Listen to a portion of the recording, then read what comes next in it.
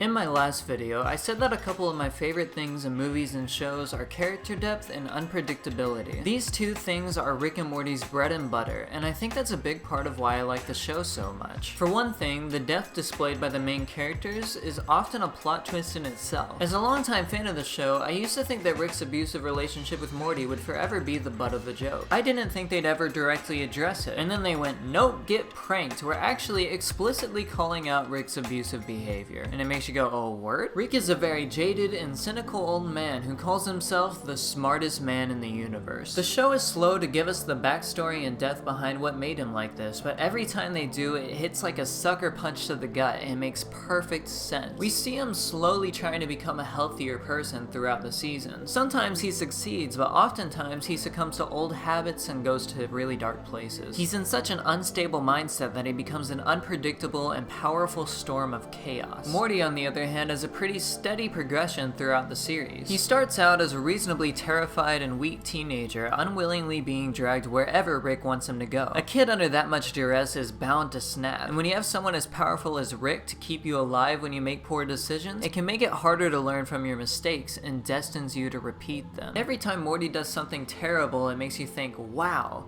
he's acting just like Rick right now. As his independence and bravery grows, so does his cynicism and relentlessness. The rest of the family is pretty well written too, especially in later seasons. I think Beth is the most interesting one, but we'll get into that another time. Unpredictability. I love the way this show forever keeps you guessing. Every time a new season comes out, so do a dozen YouTube videos predicting what's going to happen in it. And they're never right, because this show never tells you what its next move is going to be. I won't spoil it explicitly, but if you haven't seen season 6 and want to go in blind, skip ahead a bit. Here, have a timestamp. Okay, go, quick. The first episode of season 6 was fantastic, and it gave us a ton of lore and backstory for Rick. It also set up a very clear antagonist that a lot of people predicted would be the primary source of conflict for the season. Then the show says, nope, get pranked again, and didn't even mention the guy until the season finale, where Rick's like, yeah, that's what season 7 is about actually. Every season, every episode, and every minute keeps you guessing. This show will make you think they're about to commit to an anime style parody for an entire episode and then abandon it completely so it can give you one of the biggest reveals in the show ever. Every last episode is an adventure through and through, and there aren't many shows as fun of a ride as this one. Also, you remember how I was like, I'm talking about season 1 of Rick and Morty in my next video last time? Get pranked! I'm actually doing that in January. This is the fake Rick and Morty video. You're watching the botched clone one. This isn't the big, important, in-depth one. This is the one I wrote in 30 minutes because I procrastinated too much on the one I really care about, and I don't want to rush that because it's going to be big and important and cool and have a lot. Real Rick and Morty video comes out next month. My fault. Merry Christmas or whatever.